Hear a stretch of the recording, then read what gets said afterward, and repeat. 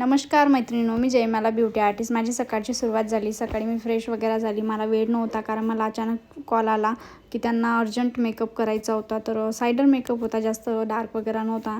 तर मी तसंच आंघोळ वगैरे झाल्यानंतर निघाली ऑर्डरला जायला. आणि ते काय, मी तर पायीच जाते कारण की माझे मिस्टर घरी नव्हते. तर मला सोडून देणारं कोण नव्हतं, तर मी रिक्षाचा सहारा घेतला.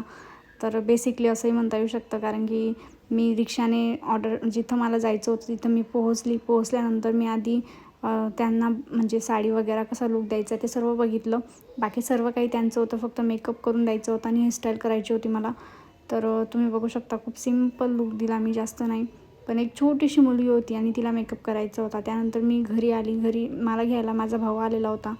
तर घरी वगैरे आले आणि मी नाश्ता घेऊन आलेली होती कारण मी काहीही बनवलं नव्हतं. तुम्ही बघितलं मी जसं फ्रेश वगैरे झाली डायरेक्ट निघाली. त्यानंतर मी नाश्ता वगैरे केला. खूप थकलेली होती.